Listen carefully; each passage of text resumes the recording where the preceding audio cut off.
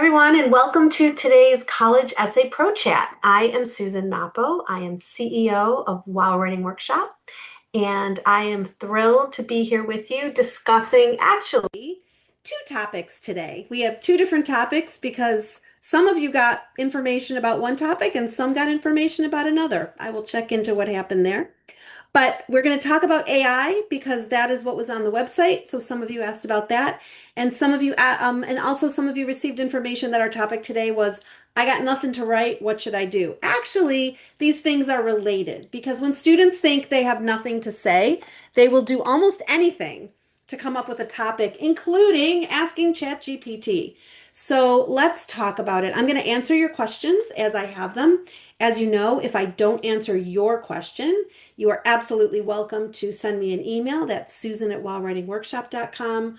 You can also post a question when you fill out your survey at the end of today's session, or you can go on our website and you can always fill out our info form and someone will respond. So let's dig into the questions. First of all, Alicia says, how should students approach the essay if they don't feel they have faced adversity or experienced anything out of the norm? Well, guess what? As you all know, regular kids get to go to college too. I think it's really important for us to remember this.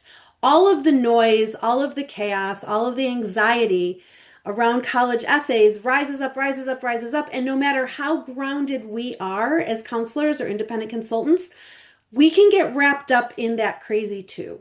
And we have to remember most students are regular kids.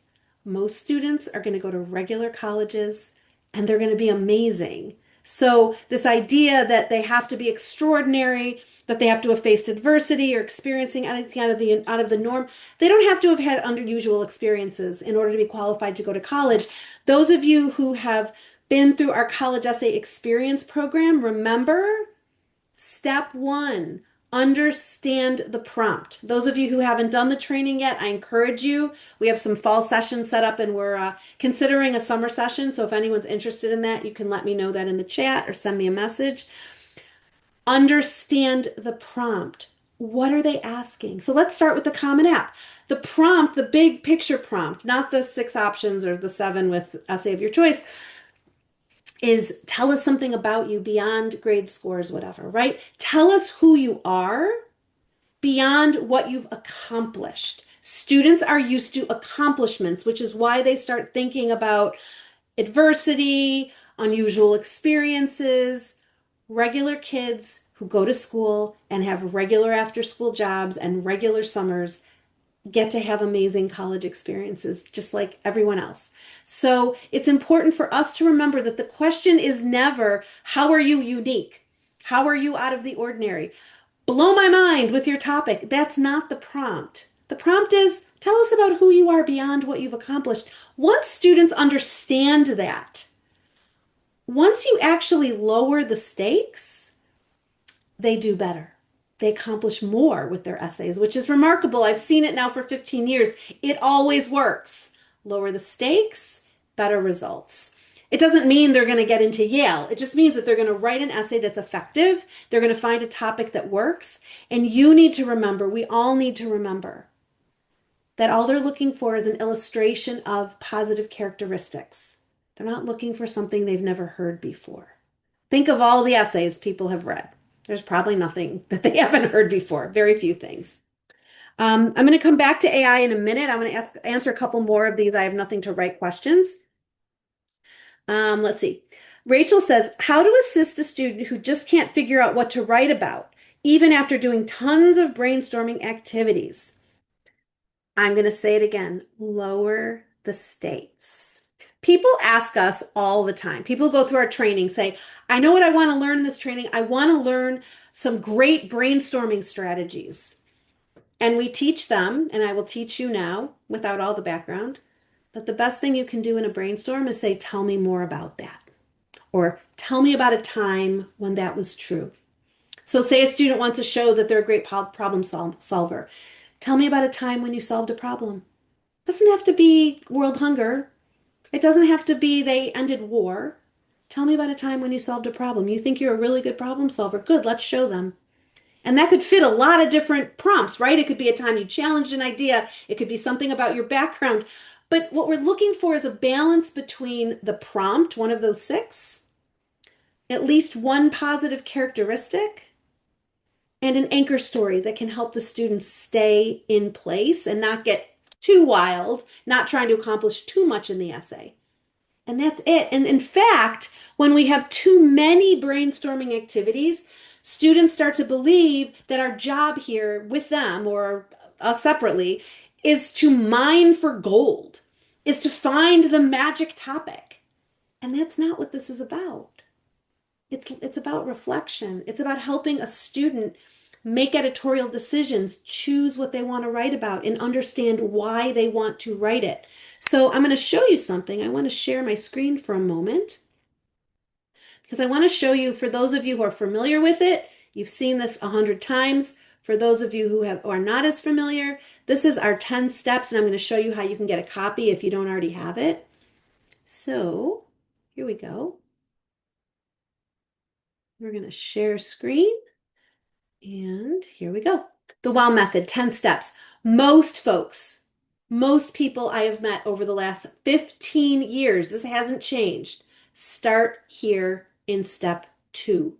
Step two, brainstorming ideas. They skip step one. Those of you who are done our college essay experience training, those of you who are in our partners program know that we emphasize understand the prompt, understand the prompt, understand the prompt, and check for understanding. Make sure your students really do understand the prompt. Don't assume it. Don't just tell them. We have a writing exercise where they confirm their understanding and then they move on to brainstorm ideas and they bring us ideas. So I don't have 100 activities. I have a 30-second video, a web page, and a writing activity that should take them less than an hour to complete. And they're going to bring ideas, cliche that we've heard before, that happened when they were 12. Totally normal. Totally, totally, totally normal. That's okay. Why? Because it's in the conversation, it's in making sure they understand the prompt, discussing the ideas, asking more questions, digging a little bit more, that we find that anchor story that'll illustrate a characteristic. For real, it really works. It happens in an hour. Some of you have done it. And I know some of you have been amazed that it actually works. If you don't know how to do it, contact me. I will teach you how to do it. You can do our training. I'll teach you how to do it. But I'm telling you that it's not about having another writing exercise. It's not about learning everything about the student. We don't know our students before we start working with them. Some of our students who are in our Jumpstart program, our colleagues, hire us to be the essay coach for their student. Some of those colleagues do send us a lot of information about the students, so we have more information. Some of the students we work with, we have like a one-page questionnaire that they fill out, and that's all we know about them.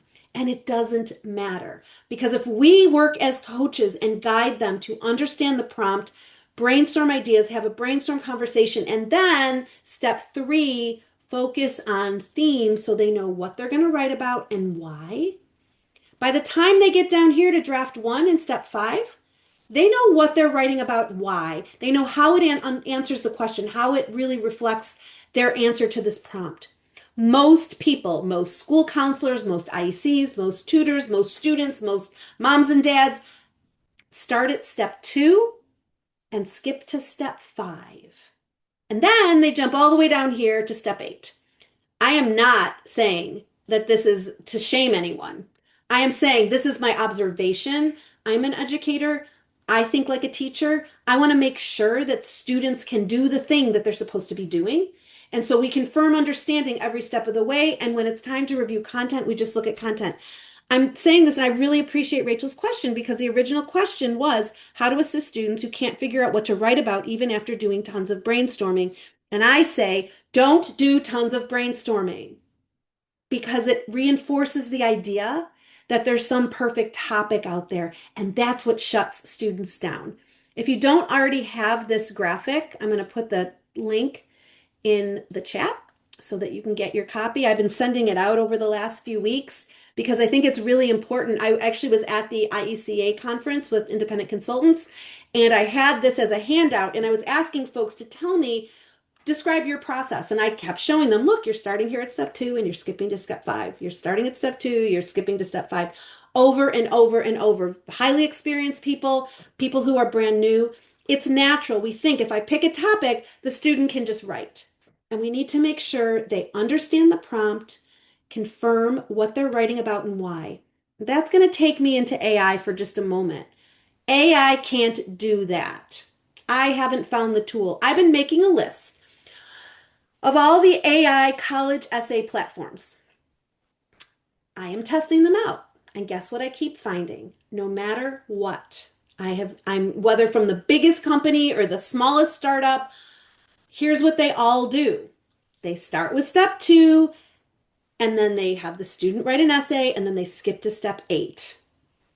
They do more quickly the thing I will tell you is not ethical or necessary or appropriate, and it doesn't support students.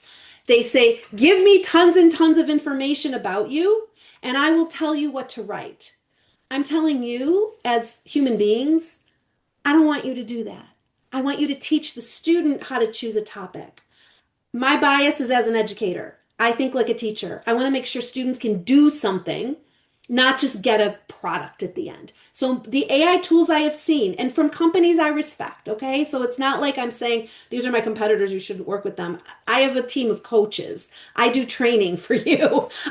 They're my competitors in a way because people are going to go to them, but I'm telling you, they start with step 2, give me tons of information. I'm going to ask you a bunch of questions or put in your resume or whatever. And then they're going to spit out ideas. And then the student is going to pick an idea, write a draft, put it back in the AI, which is going to edit it. And I'm telling you, and those of you who've been through my training know, I don't want you to edit your student's essay. I don't think you should edit your student's essay. You should review it. We should all review it. We should first review it for content. Have they expressed what they want to express? Maybe not completely, so I'm going to give them some writing exercises. That's our step 6. Then they're going to revise. I was just having a conversation with someone who went through college essay experience. It was her wrap up. We do a one-on-one wrap up meeting. And she said, what about the kids who get to step 7, part 1? That's where they plan their next draft and they just don't know what to say. And I say, it doesn't matter because I'm giving them an opportunity to make editorial choices, which they're going to make when they revise. That's our step 7, part 2. And then in step 8, which is your opportunity to reflect, you're going to tell them what you notice. You're going to tell them what you think they did well. You're going to tell them where you think they're missing something. And you're going to be able to go back to the content you helped them generate earlier. But you're not going to cross things out and rewrite sentences and move paragraphs for them. They can do that. And AI can't do that. And AI is going to do the same thing that most essay reviewers do, which is look at the essay as an object. It is a thing, and I'm going to make it a better thing. And some of you have heard me say this. I say this a lot lately. If the same essay showed up and it was written by 2 different students, some way they had written the exact same essay, one of them, the essay was written in 20 minutes. This is a kid who can just get it done, no problem, easy. The other one is a student who really worked hard. They went through multiple drafts. They really put time into it. This essay has improved significantly from what they started with. Those 2 essays are going to go to a standard essay reviewer, whether it's a human or an AI chat bot of some sort, and you're going to get the same feedback because they're looking at the essay as an object. They're not looking at the student. They're not looking at the essay in context of the application. So I'm not saying that no one's going to use AI. It's the hottest new thing. Like if I was an MIT brilliant mind right now, and I was looking for a problem to solve, I would make an AI essay coaching tool. I mean, I probably wouldn't, but what I'm saying is it's a thing. You're going to see a lot of it. A lot of it's going to disappear. A lot of these things are going to be a flash in the pan, and some of them are going to last. This is not a good use of AI. I am going against the conventional wisdom. There are big voices and big minds in this business who are saying this is brilliant and wonderful and great. The only thing I can think of so far that we should be using AI for in college essays is possibly to research schools. And even then, I say make sure your information is accurate. Check your work. You want to know what kind of opportunities there are for a lacrosse playing flute player who wants to go to fill in the blank university and is really interested in biomedical engineering and history. Okay, you can put that in a chat and ask for information. You can put that in an AI bot, of course. Just make sure that your information is accurate. It's just like a student who says, "Oh, I want to take a class with Professor Smith," and it turns out that Professor Smith was a visiting professor who was only there for one semester, and your cousin who took her class really loved it, but she's not there anymore. So you need to make sure your information's accurate. And we need to make sure that we're not encouraging students to use AI to shortchange themselves. I look at the essay writing process. Maybe I'm old fashioned. I look at it as an opportunity for students to really reflect on who they are and how they want to present themselves. There's no right answer. Okay, off the soapbox. I am going to answer another question. How are colleges detecting if students are using AI to write their essays? There's some imperfect tools out there. Nobody's really celebrating them yet. Few schools are using them. You can find out. You can ask. Some of it you can look up. I do want to say on that note, some schools have very clear policies. So Georgia Tech says use it as you would a person. Okay, that's their policy. You can look on their websites. If you Google AI in college admissions and the name of a school that your students are applying to, you can find out if they have a policy. Interestingly, the policies I'm finding so far were written last year. They were written for the 2025 school year. They might change. It's possible. Brown says absolutely not. Caltech distinguishes between ethical and unethical use. Interesting, Georgia Tech, Caltech, these are schools that are developing all kinds of technology. So of course they have to have a policy on this. The Common App has a policy that is on their page that deals with ethics and what you can and cannot do with the Common App. I think there's going to be more nuance in policies. I'm not going to pretend that no student is ever going to use this. Colleges know they're going to use it. So I think we're in an evolving space. And I am open to learning. I'm exploring ways. I'm thinking about ways that I could use AI in our process. I mean, absolutely. I think there are things we could do. I think they're more complex. I think they're more subtle. We're doing some research right now on that, but it's not tell me what to write and edit my essay. That's too easy. And that's also why you're seeing so many tools along those lines, because those can be developed with the current technology and the current understanding, the conventional wisdom about what a person is supposed to be doing with a student. And like I said before, those are the two things that I don't think anybody should be doing. So more on that another day. Okay, let's go back to Patty has a question. How can I help the average writer that says to me, I can't write? That's a tough one because students who think they can't write believe it, and I can't tell them, well, of course you can. Maybe they think they can't. Maybe they've been told they can't. Maybe they've been told they're not good at it. So in that case, I'm going to give you an answer that might seem unconventional. Think about their list. Don't tell them they can write. Tell them they can write exactly the way they can write. Make sure they have a good list. If the list is solid and those are schools they're qualified for, and some of them are schools that you're pretty sure they can get into, it's okay. What I tell students is you think you can't write, but maybe you can, maybe you can't. It doesn't matter. You can write well enough, and I'm going to help you improve on your original. That's what we're looking for. We're looking for improvement. We're not looking for glory. It doesn't have to be perfect. You don't have to be the most magnificent writer in the world to get into college. What I'm trying to do is just what I said earlier, lower the stakes and you'll get better results. It works. I am telling you, give it a shot. Lower the stakes for your expectations, lower the stakes for their expectations for themselves, and you will get better results. I'm not saying settle for mediocrity. I'm saying help them understand that the standard isn't here. The standard is where they are right now. It really, really is. It really is. There are some kids who are exceptional writers and thinkers, and that's okay. Those kids are going to write more complex essays. Some of them are not. And there are kids who are really simple writers, and they're going to write beautiful, meaningful, effective essays that will help them get into schools that they're qualified for. Um, Cindy has a very interesting question. To what extent can AI be used as an IEC, so as an independent consultant? Is it okay if I feed the essay into my ChatGPT account and ask it to tell me what they learn about the writer when they read this essay? Will it register as a high percentage generated by AI in the event that the college decided to run the same or similar essay through ChatGPT? I have not had that question before. I like this question. So if I'm a counselor and I take the essay, I put it into ChatGPT and I say, "What do you learn about this person?" And it tells me I learned that they're a great problem solver and they went fishing with their dad on Tuesday. Is that good? I'm gonna say I don't think there's anything wrong with that. I'm not sure why you would want to do it.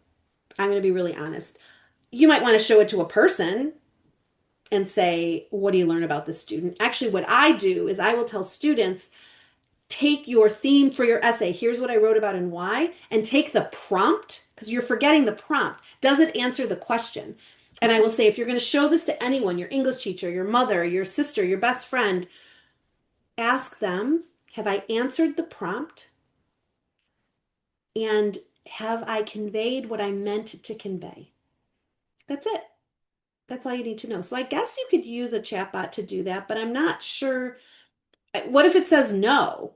And then the question is, how did you get there? So I think it's an interesting question. I'm going to think more about it, but I'm not sure that it's useful. And I say this a lot. When you want to do something, anything, a new writing exercise for your students, a new strategy, an email you're going to send, a writing exercise, ask yourself why. Why am I doing this? I like sometimes think that artificial intelligence, when it comes to college essays specifically, is a solution in search of a problem. People want to use it. People are sure they're going to need to use it. So they're looking for ways to use it. I'm not sure that it has a place in the world of college essays yet. I really don't think it does. And I've been doing this for a long time. I try to stay on top of things. I mean, we were the first people to have an online system. We were the first people to call anybody an essay coach and a writing coach and not a tutor or an editor. We were the first ones to come up with the idea of understanding the prompt and focusing on theme. I mean, using those words, right? So I try to stay in front of things. I try not to fall too far behind, and I haven't found the right thing to use this for yet. But I love the questions and I want to think more about it.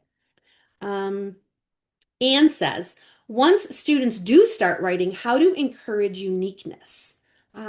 This is a good question. My first answer is you don't have to encourage uniqueness. In fact, telling the students that you're looking for uniqueness is going to shut them down. It feels stressful. They feel not good enough. Unfortunately, a lot of students feel that they're not good enough, they're not interesting enough, they're not unique enough. And I've said this already a little bit. You don't need to encourage uniqueness, you need to encourage clarity. You want to encourage them if they know what they're going to write about and why. For the ones who are more sophisticated writers and thinkers, help them make it more complex. For the students who are simpler writers, simpler thinkers, help them streamline and make sure that their idea is getting across. Beyond that, it doesn't have to be special. It doesn't have to be words no one's ever used. It doesn't have to be so descriptive that people are going to say, "Oh, I felt like I was in the boat with you." Let them write what they're going to write and the way they're going to write. Help them go a little deeper in terms of their thinking, maybe a little bit in the complexity of their writing if they are willing and able to go there. And for the ones who write regular stuff, that's okay. I mean, a lot of the wisdom, the conventional wisdom is, oh, you don't want to bore your reader. Well, I mean, it's true you don't want to bore your reader, but these are 17-year-old children. They're not writing for, they're not doing long form journalism. They're writing a brief essay about themselves. And a lot of them aren't going to be, they're not going to knock your socks off. And that's okay because the essay goes in the context of the application. It helps fill something out. It helps make the person more three-dimensional. If the essay does that, it has done its job. Let's see. Next question. Oh, Barb says, how to encourage reluctant writers to explore more than one idea. So this is for, students don't know what to write about. You're trying to get them to think of more than one thing. So in our process, we ask them to come to our brainstorm meeting with 4 possibilities. And each idea has to have an anchor story, so something that illustrates what they're trying to convey, at least one positive characteristic, and a prompt. Now, this is after they've done exercise number one, where they confirm that they understand the prompt, they've watched a video, they've read a web page, they've looked at examples. They bring 4 ideas, and that's required. Now, if they bring 3, I'm not going to send them home. But if they bring nothing, if they don't submit their work ahead of time, I'm going to ask them to give me anything they possibly can.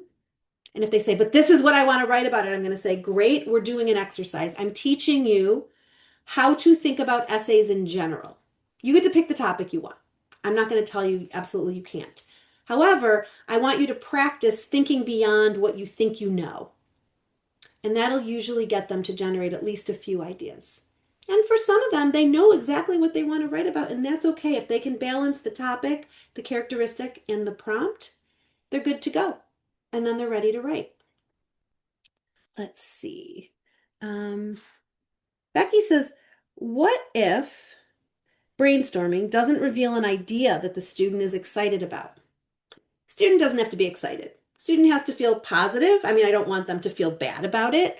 Generally, if I can be enthusiastic and explain why the essay can work, then they'll move forward. There are kids who are going to be dissatisfied with everything, okay? They're going to be the old people who are one day going to be, dissatisfied with everything they get in a restaurant, whatever. Some kids are going to be dissatisfied. Some kids are going to be anxious. Some kids are going to worry. That's okay. My job, your job, I think, is to help students understand why a certain topic can work, what the theme of the essay is that they could potentially write, and to have some positive connection to it. If they're so negative that they just don't want to do it at all, that's a tough one. I have very, very rarely been in that situation. And in the times that I have, it's with a student who isn't going to be satisfied with anything. And that's an anxiety problem. That's not a college essay problem. And with those students, I say, let's finish this essay because I want to teach you a process. Take this mediocre topic, let's see it through. By the time they're done, generally the essay is stronger than they think. And if then they say, I don't like this idea, I want to do it again, I say, look, you get to do this once with me. I've taught you a process. Bring me the theme and bring me the finished essay, and I will read it once. I've done it. I asked kids to do that a few times. I've had 2 kids take me up on it. One of them, the second essay was terrible, and I was able to say why it just didn't work and why the original was such a good idea. And the other one brought me the theme for a new essay, wrote a new essay, and I said, these are both excellent, and you get to pick. Which one do you want? In 15 years, that has been my personal experience. My coaches have each had a couple like that as well. But what we find is if we can find an effective topic with the student and get them to carry it through, if it's the best we can come up with together, with my prompting, with our questions, with our brainstorming strategy, it's the best they're going to do. There's no magic. There's no other question I could have asked to get something else. And I think that's important for us to understand and for students to understand. Okay, this is a great question. Shannon asked, how do you advise using AI? What about sites like, and she named a site, that are widely popular, but use AI to generate advanced targeted themes in development of essays? I think it's unethical. I'm going to leave it there. A lot of these sites will say using AI ethically for college essay writing, and I say that is a marketing word you're using. I don't think it's actually ethical. There are folks who will argue with me, who will disagree, because those are people, and maybe some of you are here with us today, who are telling students what to write and are developing complex ideas for them. Okay, if you want an AI to do that more quickly, that's okay. But I don't know that that's a good use of our time. I don't know that it's a good use of students' time. And I think we need, again, like I've said, I don't want to be argumentative about it, but I do want to be clear.